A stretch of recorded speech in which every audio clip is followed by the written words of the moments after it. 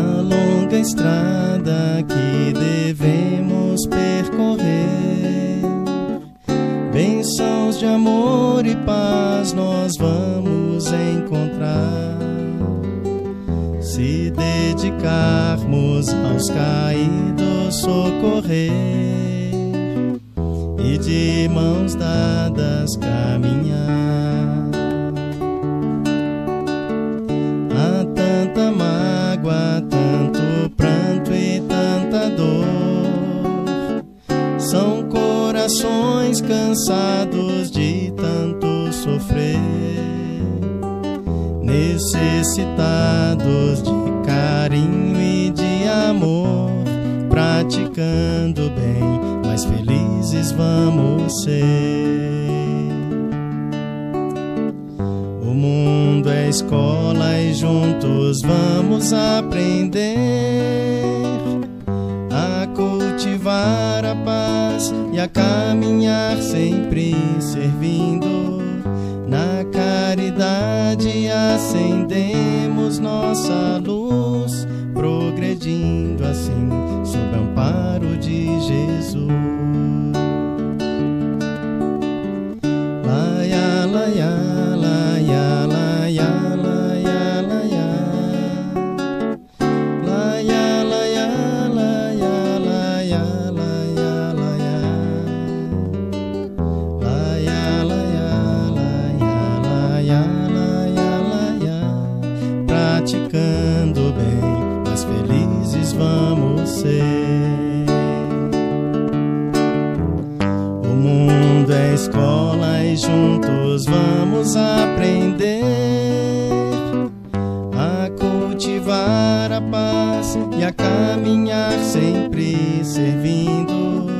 Na caridade acendemos nossa luz, progredindo assim sob o amparo de Jesus. Progredindo assim sob o amparo de Jesus.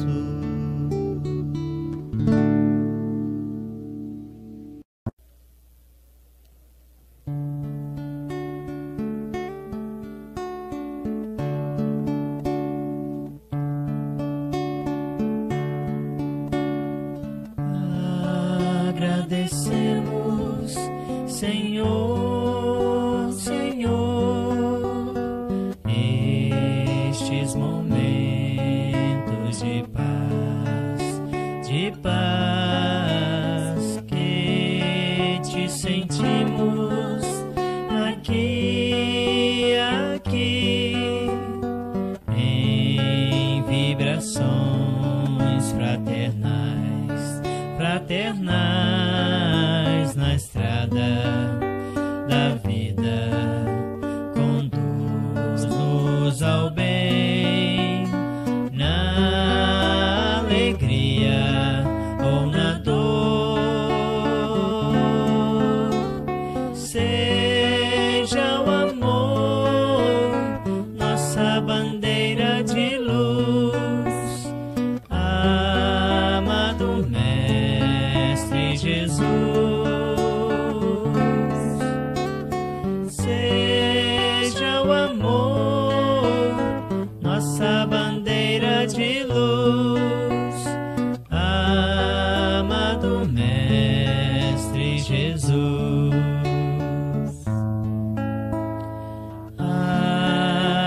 Agradecemos, Senhor, Senhor, estes momentos de paz que te sentimos aqui, em vibrações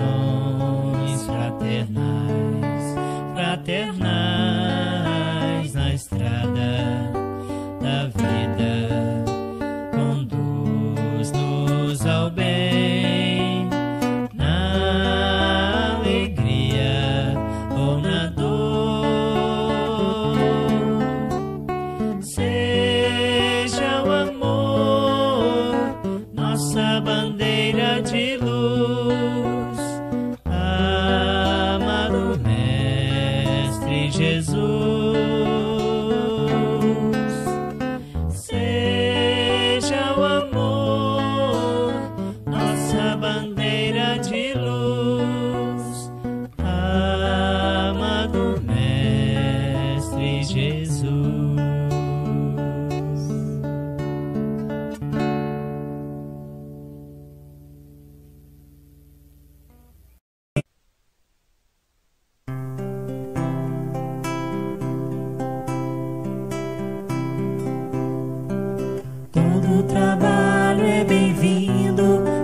mãos que não se cansam de recomeçar.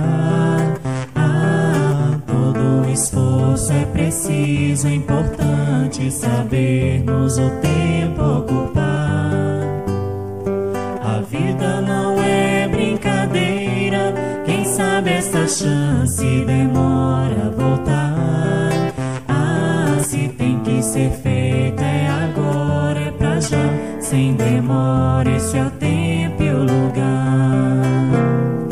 Preciso se faz viver o bem e a paz e espalhar o amor na canção. Ergamos a voz, tudo depende de nós, da nossa força e disposição. É só abrir o coração. É só abrir o coração. Todo trabalho é bem-vindo pras mãos que não se cansam de recomeçar.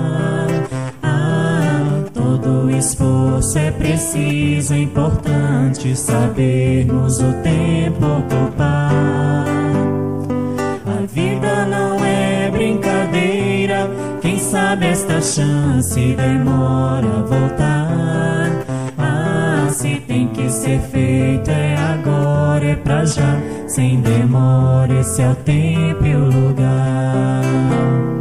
Preciso se faz viver o bem e a paz e espalhar o amor na canção. Ergamos a voz, tudo depende de nós, da nossa força e disposição. É só abrir o coração. É só abrir o coração.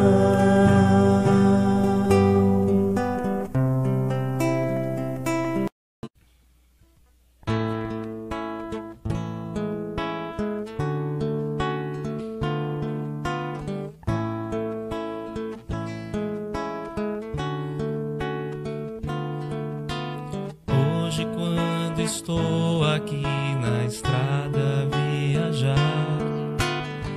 olho o céu e sinto além alguém a me velar. Sinto a luz que vem do céu e lembro que passou. Esse alguém há muito tempo o céu também olhou.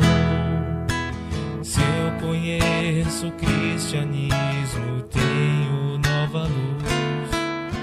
Se hoje há o espiritismo, revive Jesus. Foi um homem que era Saulo e Paulo renasceu. Divulgou o evangelho e o mundo percorreu. Espíritas, vamos seguir com Paulo e a verdade, divulgar o evangelho a toda a humanidade.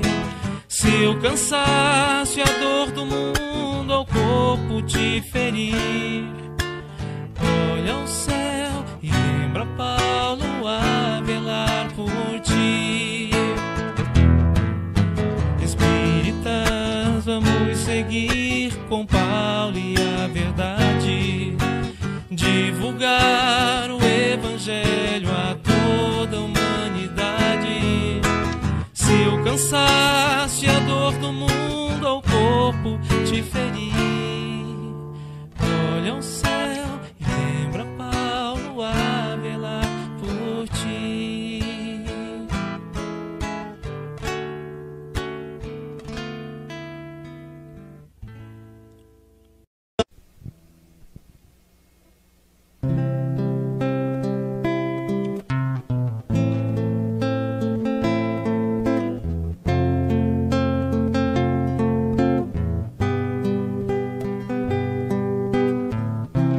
Para semear nós somos livres,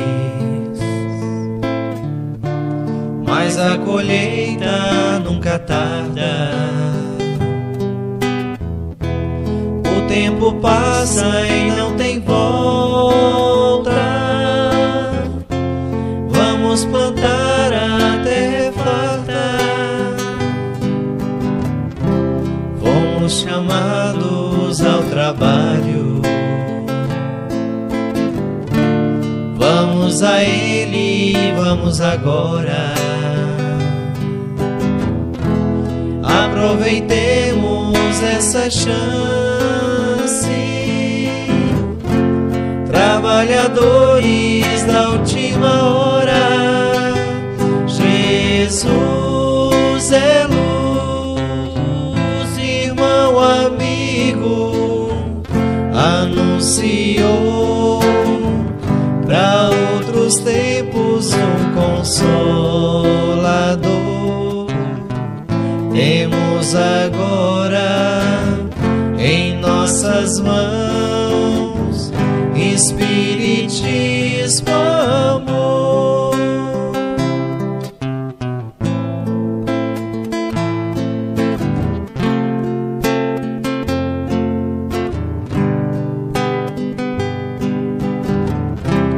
E em Jesus temos o exemplo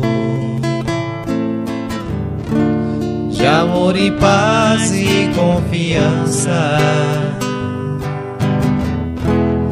Aprenderemos junto a Ele que o cristão nunca se cansa. Fomos chamados ao trabalho. Vamos a Ele, vamos agora. Aproveitemos essa chance.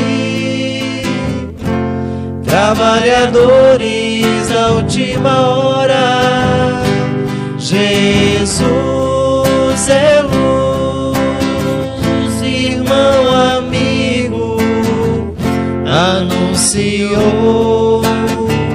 para outros tempos um consolador.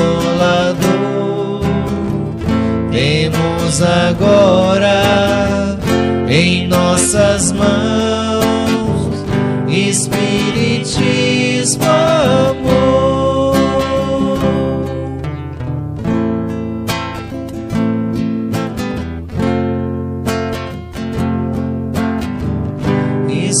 Espiritismo, amor.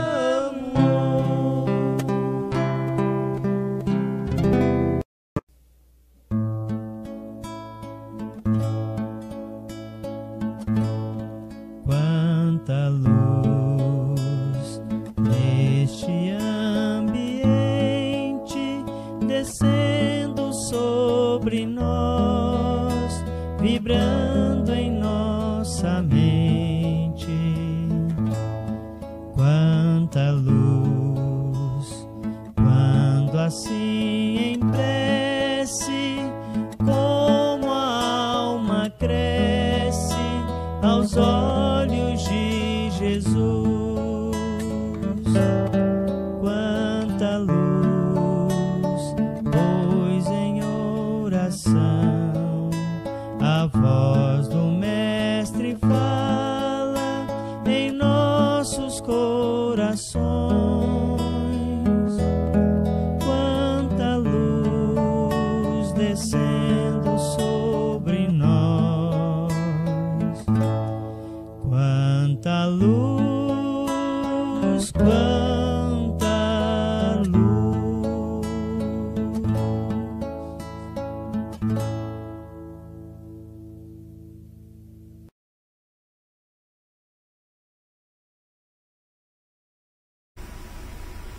Boa noite, meus irmãos, que a paz de Jesus envolva todos neste momento.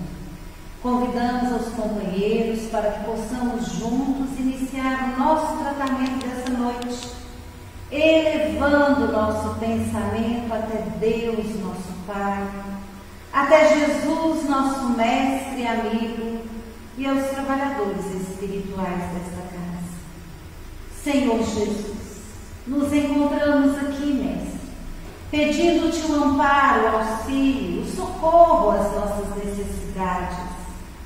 Ajudai-nos, Senhor, a bem compreender as lições do Teu Evangelho, a fim de melhorarmos intimamente e, em consequência, melhorarmos o nosso corpo físico, a nossa família, a nossa existência aqui na Terra. Mestre amado, abençoe a nossa reunião desta noite. Pai nosso que estais nos céus, santificado seja o vosso nome. Venha a nós o vosso reino, seja feita a vossa vontade, assim na terra como nos céus. O pão nosso de cada dia dá-nos hoje, Senhor. Perdoai as nossas ofensas, assim como nós perdoamos a quem nos tem ofendido. Não nos deixeis cairmos em tentação, mas livrai-nos de todo o mal. Que assim seja. Graças a Deus e que Deus seja louvado. Nós vamos então ouvir a leitura inicial, que é do livro Pão Nosso, pelo Espírito de Emmanuel, em família. Aprendam primeiro a exercer piedade para com a sua própria família e a recompensar seus pais, porque isso é bom e agradável diante de Deus. Isso está em Paulo, 1 Timóteo, capítulo 5, versículo 4. A luta em família é problema fundamental da redenção do homem na terra. Como seremos benfeitores de 100 ou 1000 pessoas se ainda não aprendemos a servir 5 ou 10 criaturas? Essa é a indagação lógica que se estende a todos os discípulos sinceros do cristianismo. Bom pregador e mau servidor são dois títulos que se não coadunam. O apóstolo aconselha o exercício da piedade no centro das atividades domésticas. Entretanto, não alude à piedade que chora sem coragem ante os enigmas aflitivos, mas aquela que conhece as zonas nevrálgicas da casa e se esforça por eliminá-las, aguardando a decisão divina a seu tempo. Conhecemos numerosos irmãos que se sentem sozinhos espiritualmente, entre os que se lhes agregaram ao círculo pessoal através dos laços consanguíneos, entregando-se por isso a lamentável desânimo. É imprescindível, contudo, examinar a transitoriedade das ligações corpóreas, ponderando que não existem uniões casuais no lar terreno. Preponderam aí, por enquanto, as provas salvadoras ou regenerativas. Ninguém despreze, portanto, esse campo sagrado de serviço, por mais se sinta acabrunhado na incompreensão. Constituiria falta grave esquecer as infinitas possibilidades de trabalho iluminativo. É impossível auxiliar o mundo quando ainda não conseguimos ser úteis nem mesmo a uma casa pequena, aquela em que a vontade do Pai nos situou a título precário. Antes da grande projeção pessoal na obra coletiva, aprenda o discípulo a cooperar em favor dos familiares no dia de hoje, convicto de que semelhante esforço representa realização essencial. Irmão, nós convidamos então a nossa companheira Raquel para que ela possa realizar o estudo da noite de hoje.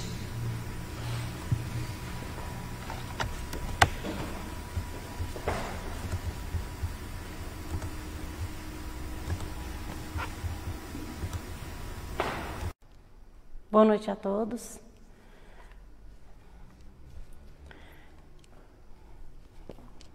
Boa noite a todos.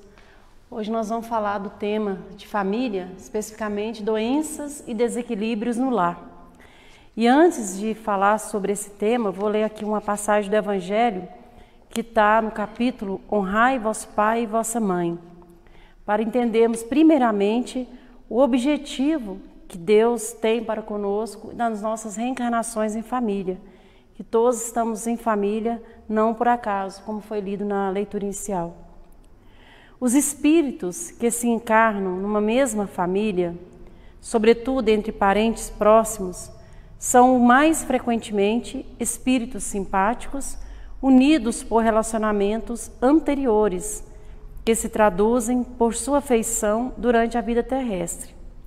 Mas pode ocorrer também que esses espíritos sejam completamente estranhos uns aos outros, divididos por antipatias igualmente anteriores, que se traduzem da mesma forma por seu antagonismo na prova, antagonismo na terra, para lhe servir de prova.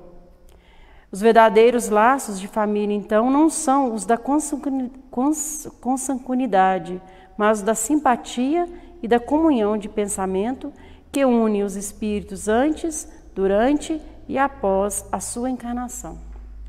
Então, com esse pequeno trecho do Evangelho, primeiramente, nós temos que buscar entender o objetivo da encarnação, da reencarnação em família. Por que reencarnamos em uma determinada família? Qual é o objetivo nesse processo reencarnatório? Quais os principais desafios? Quais os principais desequilíbrios que temos dentro do lar? Como alcançar essa paz doméstica? E como lidar com essas questões familiares? Que muitas das vezes, nem sempre, como foi colocado no Evangelho, a família vem por laços de simpatia, ela também pode vir por laços de prova. Então vamos tentar trabalhar um pouco esses temas.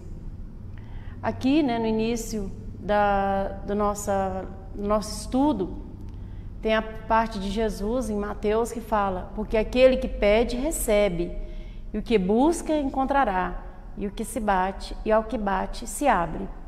Então, aproveitando essa leitura, às vezes nós consideramos assim muito difícil, principalmente a tarefa familiar, que é o nosso maior desafio nessa vida, nessa existência, é o desafio de estar em família.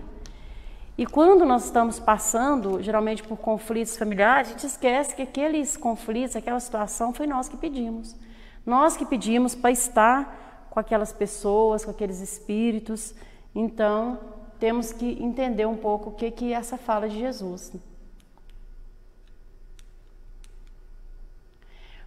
Voltando também a essa questão, quando a gente fala de família, a gente está associando com a justiça das aflições.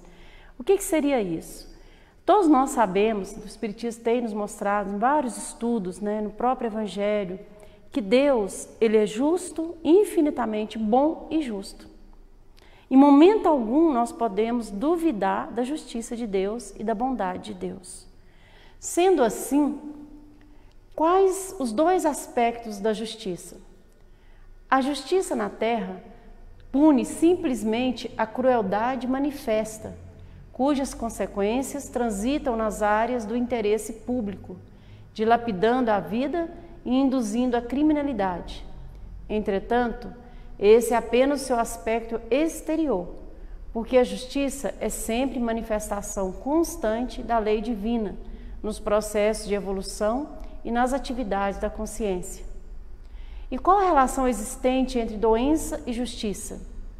No curso das enfermidades, é imperioso venhamos a examinar a justiça, funcionando como todo o seu poder regenerativo para sanar os males que acalentamos. Está em Emmanuel, Leis de Amor. Então, como que, vamos pensar, nós estamos falando sobre desequilíbrios, doenças e desequilíbrios no lar. Como que atuaria a justiça de Deus nessa lógica, quando a gente fala de justiça de Deus? Em Vida e Sexo, em Emmanuel, ele coloca o seguinte: a justiça divina dentro do lar, ela alcança os contraventores pela lei de amor e determina-se-lhe que instale nas consciências os reflexos do saque afetivo que perpetraram contra os outros, uns contra os outros.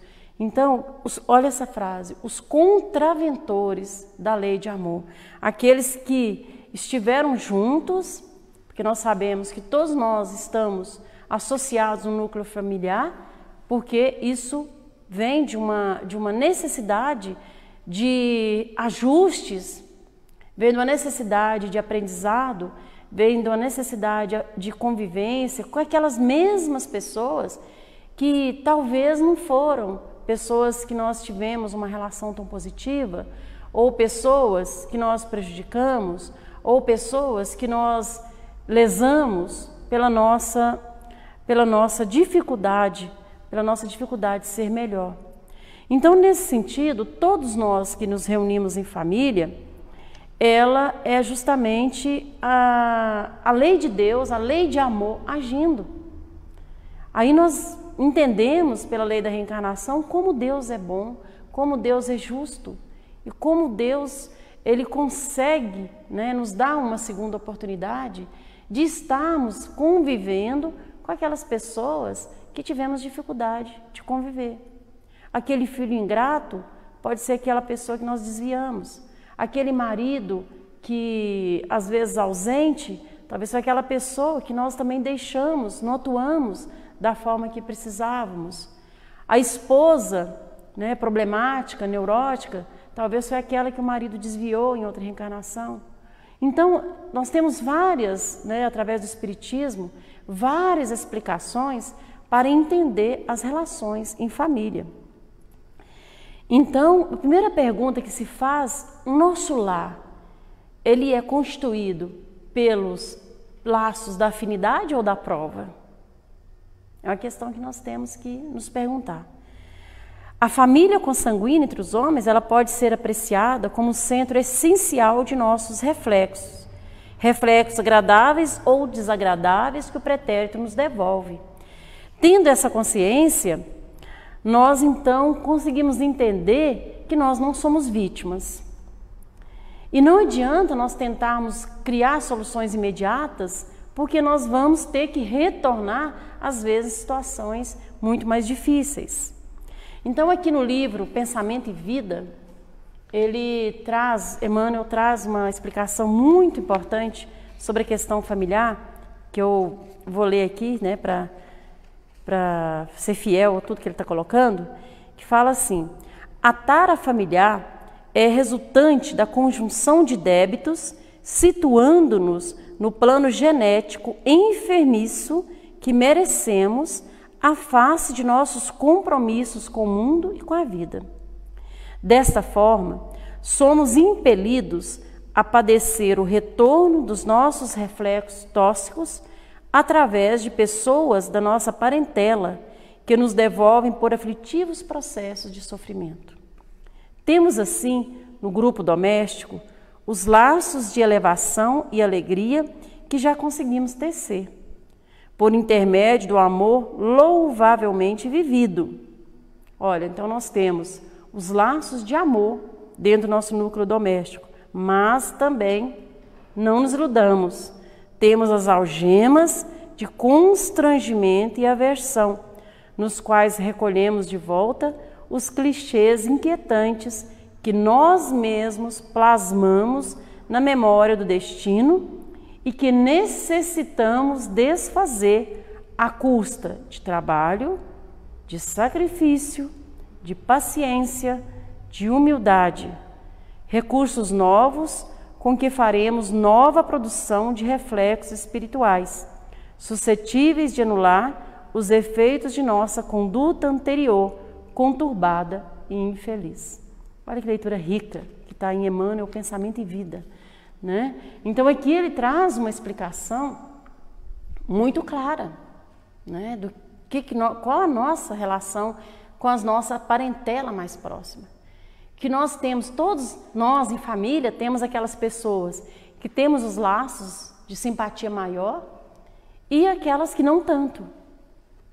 Mas que o nosso desafio é conviver, o nosso desafio é tentar aprender com amor, com a paciência, com o entendimento, conviver com essa situação.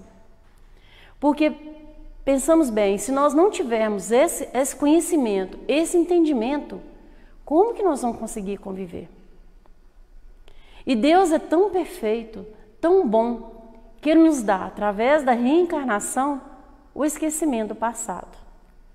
Porque todos nós sabemos que que se tivéssemos o conhecimento do que realmente nós fomos um para o outro dentro do ciclo familiar, nós não conseguiríamos conviver, nós não conseguiríamos passar dessa fase. E Deus, de novo, na sua infinita bondade, nós nunca, em momento algum, podemos deixar de entender a bondade infinita de Deus, a justiça, a bondade de Deus de nos dar nova oportunidade.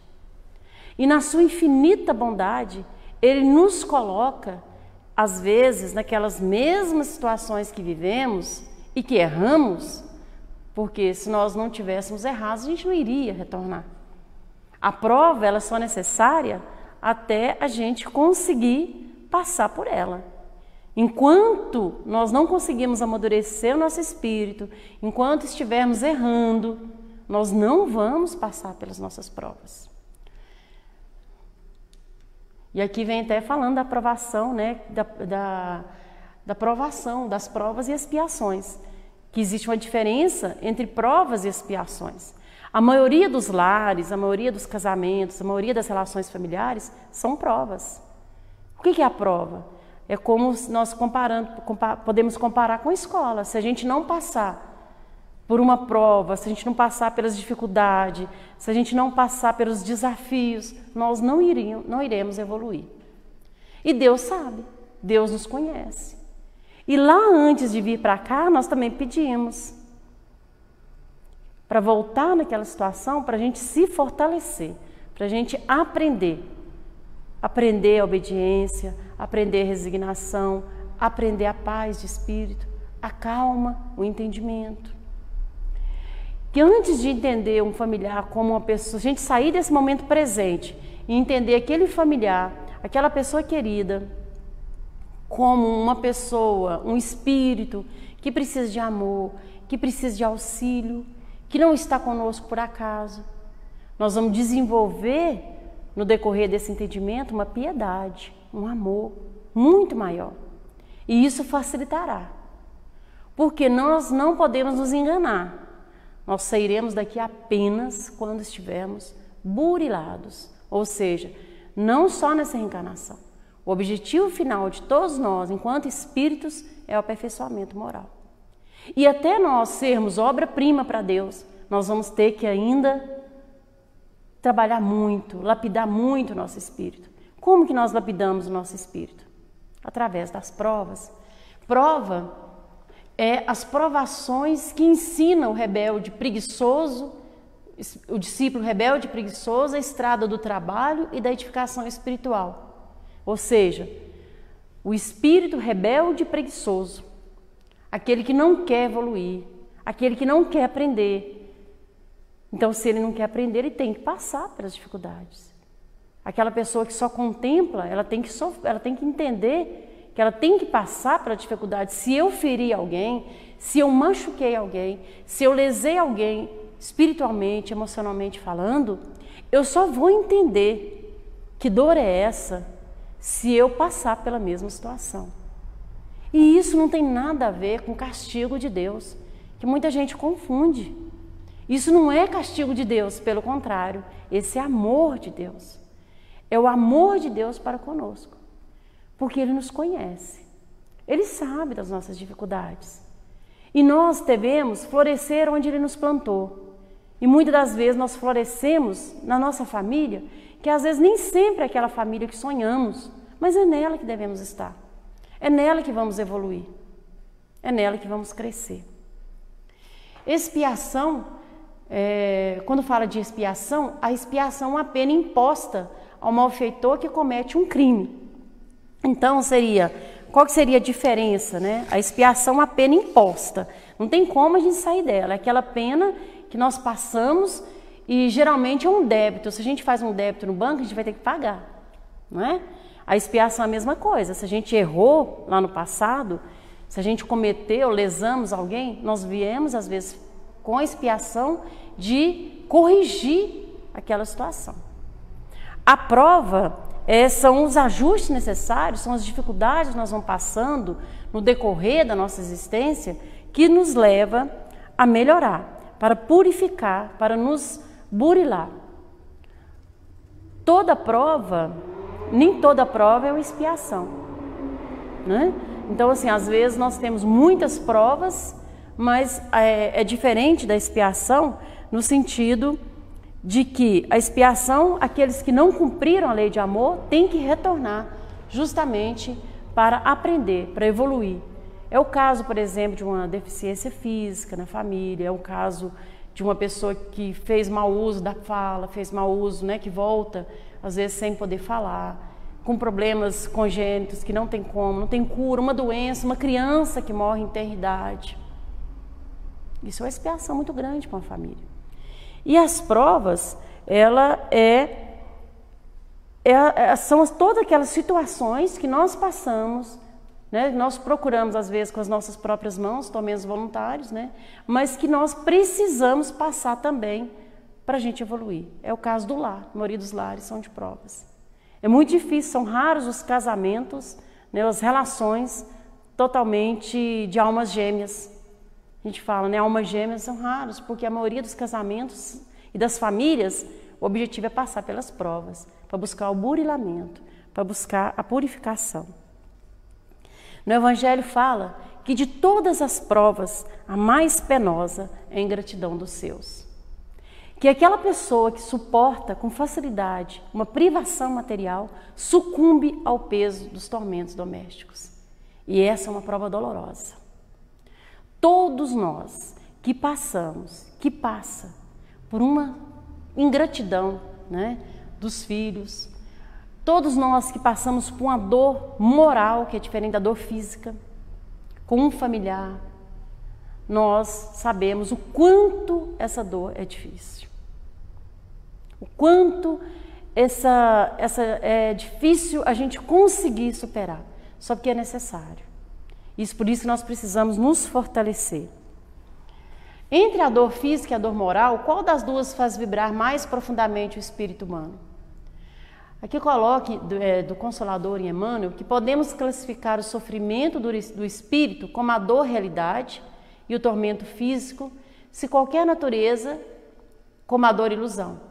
Em verdade, toda dor física colina o despertar da alma para os seus grandiosos deveres, seja como expressão expiatória, como advertência da natureza material ao dono de um organismo.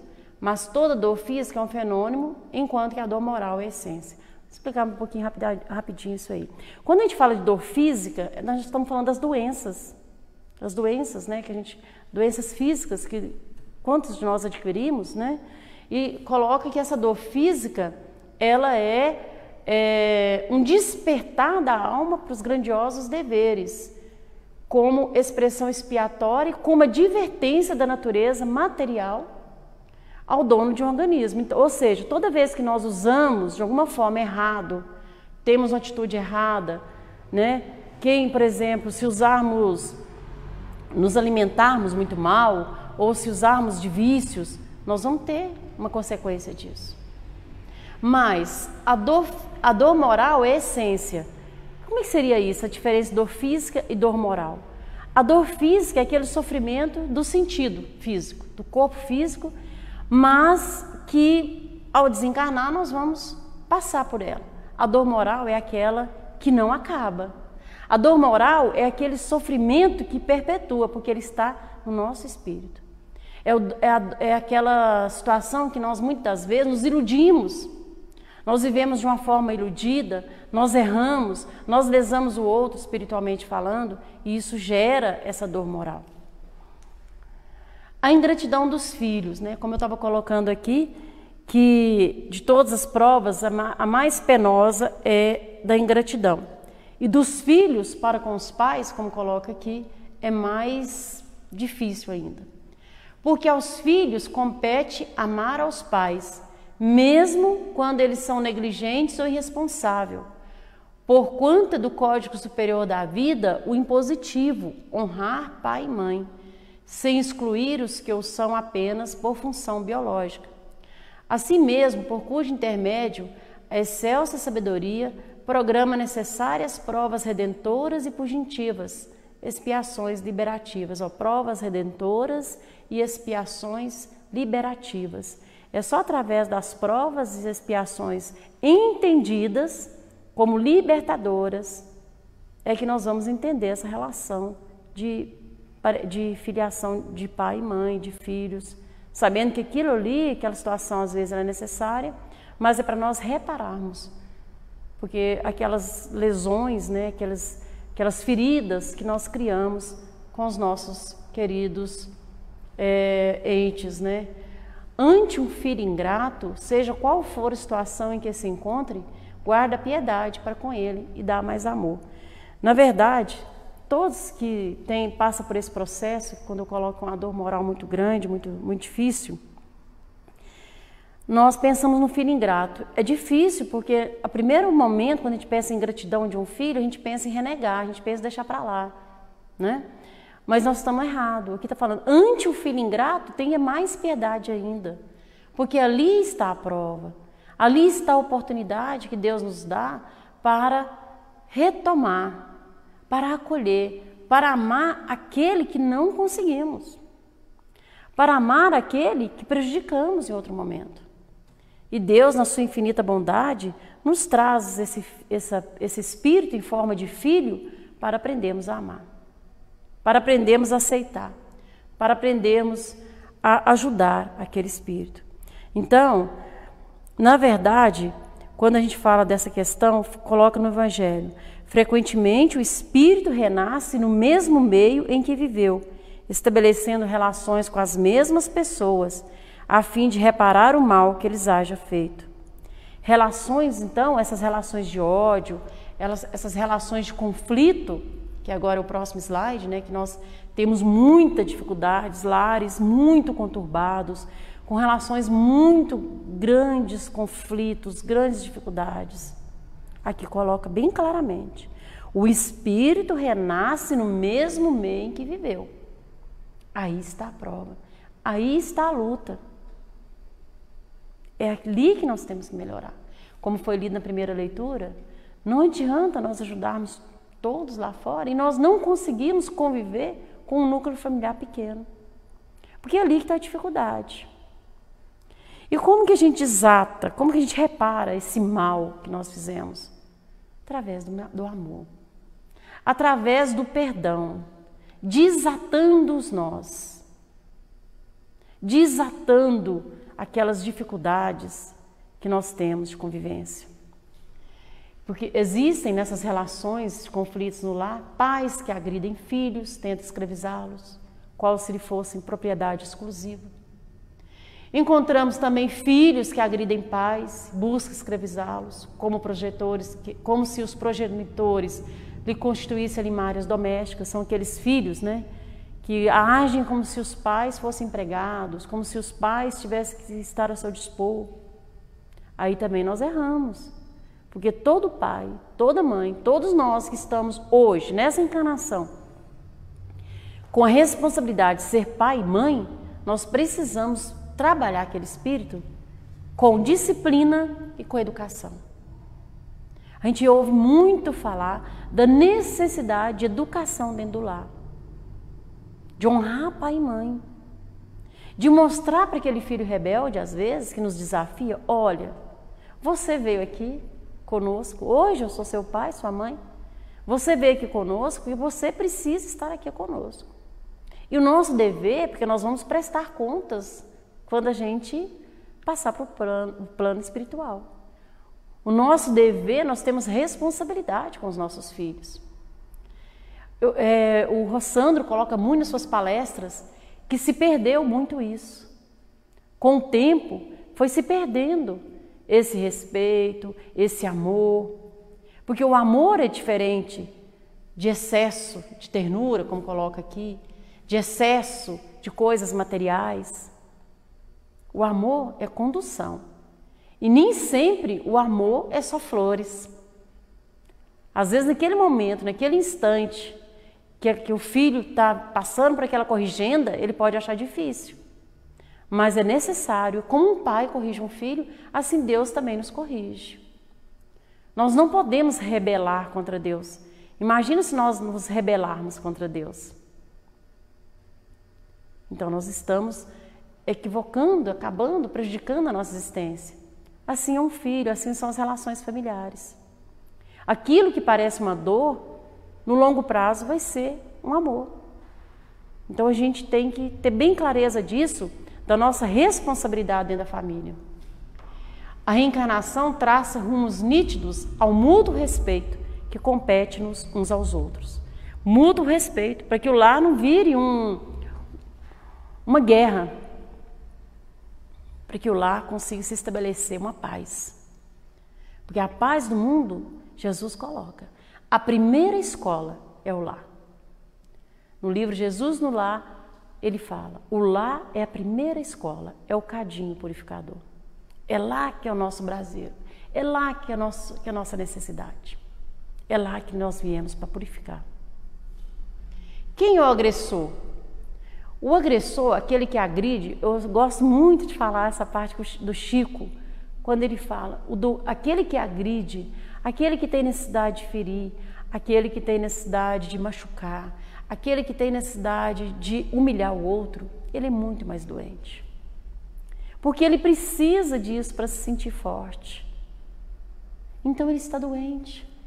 E aqui deixa bem claro, né, em Joana de Ângeles, Leis Morais, que o agressor deve ser examinado como alguém perturbado em si mesmo, em processo lamentável de agravamento. Não obstante, merece tratamento e agressividade que procede do espírito, cujos germes o contaminam em decorrência da predominância dos instintos materiais que o governam e dominam. Então, aquele que agride é uma pessoa ainda que está muito longe, né, de entender a lei de amor de Jesus. E se ele veio conosco, todos aqui devem ter uma situação que sofrem dessas questões de ingratidão, de agressão dentro do lar. Essa pessoa, ela deve ser vista como ter piedade. É fácil? Não é fácil. É um desafio. É um desafio.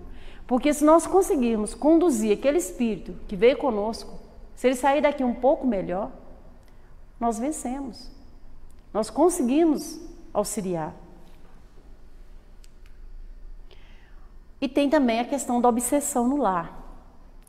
O que é essa obsessão no lar? Nós sabemos que a obsessão, ela é um processo que se dá quando um espírito usa, né, seja nos induzindo através de pensamentos, maus comportamentos, para causar desarmonia no lar. E geralmente o lar é o principal alvo dos obsessores, porque se desarticula a família, desarticula vários, né, processos ali, vários espíritos que poderiam conduzir de forma diferente a vida deles.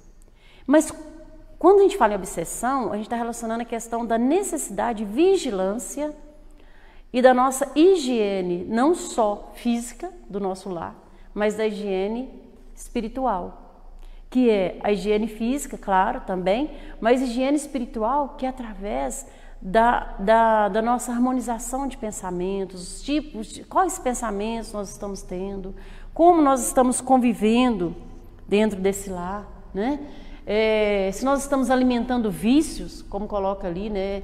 Ele coloca dos goles e baforadas, garfo hiperativo, excesso de sono, né? Desatino de práticas sexuais, que são grandes facilitadores da obsessão.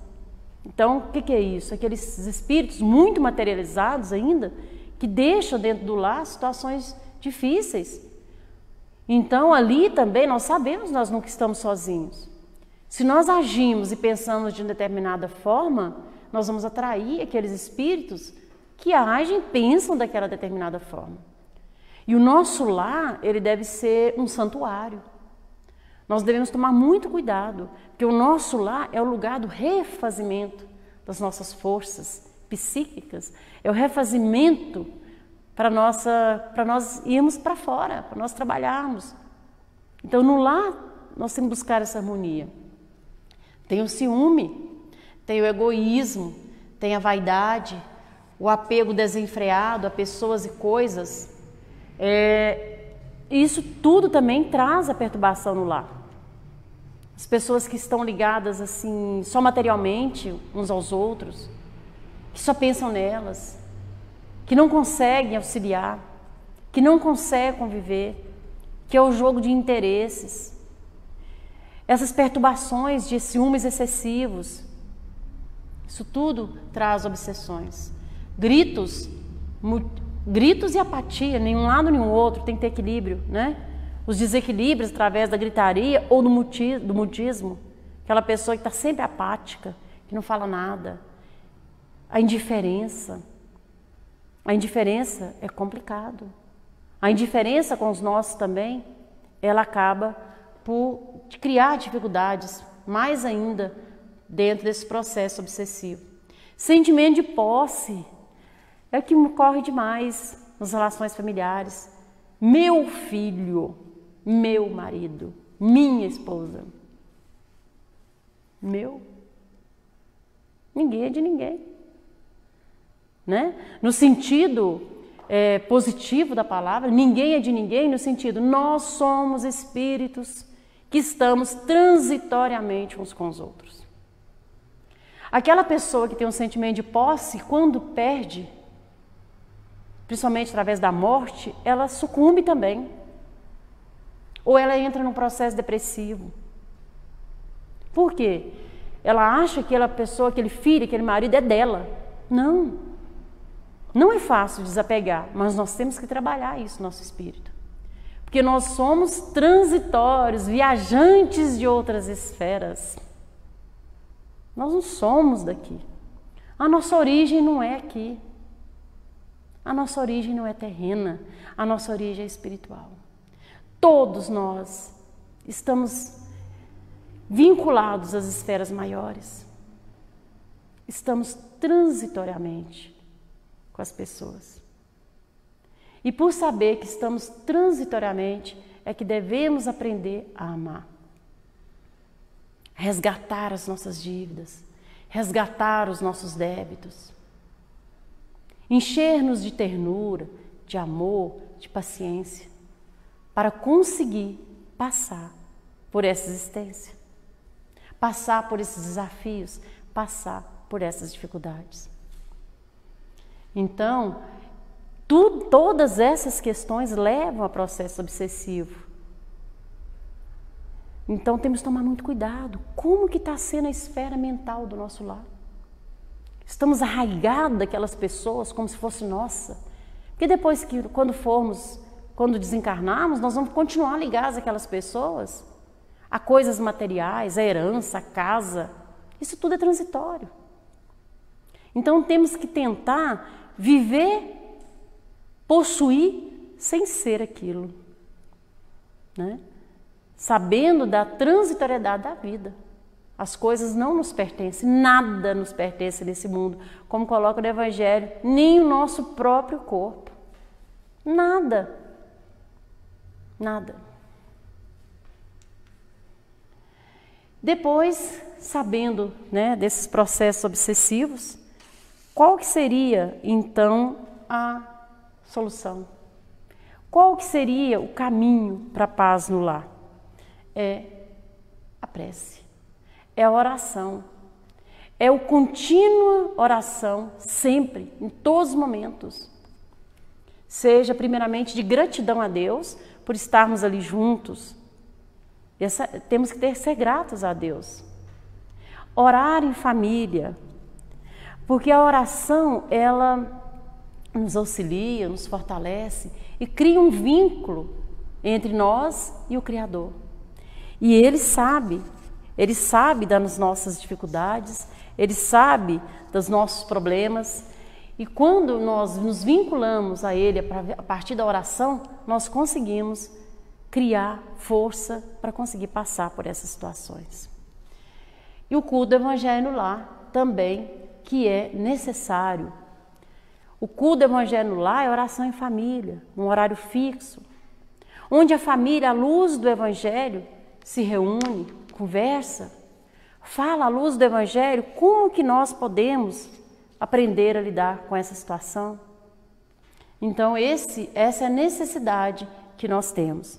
Rapidamente aqui, no livro Jesus no lar, já estou com o tempo aqui tomado, mas só para falar uma questão que Jesus colocava, né? Tinha uma reunião na casa de Simão Pedro e a sogra de Pedro indagou: Senhor, afinal de contas, que vem ser a nossa vida no lar?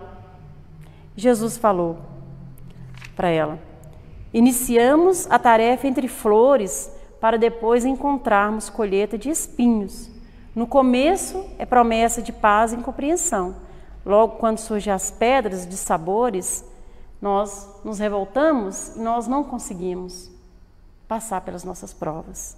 O lar é a escola das almas, o templo onde a sabedoria divina nos habilita pouco a pouco ao grande entendimento da humanidade.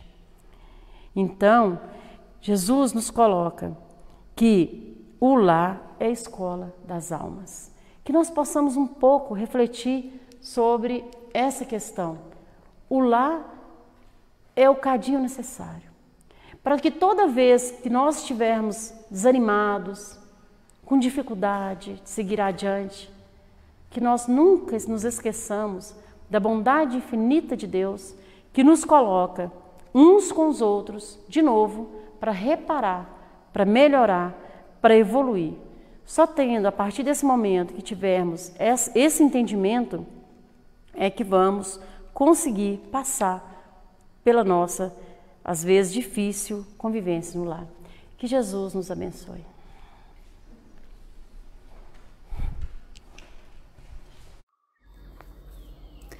Nos preparemos para o momento do passe e fluidificação das águas. Coloque um recipiente com água limpa para ser fluidificada. Irmãos, não importa aonde você está, quais as dificuldades que está enfrentando, Jesus está sempre pronto para vir em nosso socorro. Coloque-se de maneira confortável que lhe facilite a concentração e a receptividade. Respire lenta e tranquilamente. Inspire, expire. Inspire, expire. Encha seus pulmões de ar e solte bem devagar. Deixe que energias de tranquilidade e paz penetrem seus pulmões, circulem por todo o corpo. Sua alma, em harmonia com o corpo, se sente tranquila e em paz. Mentalizemos a passagem de Jesus. Dia claro, os raios dourados do sol iluminam a paisagem alegre de Cafarnaum. Casario branco, trepadeiras multicoloridas e pássaros saltitantes enchem a paisagem de otimismo. A notícia das curas atraía a multidão dos necessitados. Subitamente Jesus aparece, esguio e belo. A túnica desce-lhe até os pés. Ao pôr do sol, todos os que tinham doentes atingidos de males diversos traziam-nos, e ele, impondo as mãos sobre cada um, curava-os. Assim narra o evangelista Lucas. Mentalize Jesus se aproximando de você. Ele impõe as mãos amigas sobre a sua cabeça. Perceba que de suas generosas mãos cai uma cachoeira de águas claras e puras, vindas do seu amor a te banhar. Derramam-se em sua cabeça, descem pelos ombros, banham todo o seu ser, te trazendo paz, serenidade, equilíbrio. Limpam todas as impurezas e te pacificam. Sinta estas águas te banhando, limpando. Respire.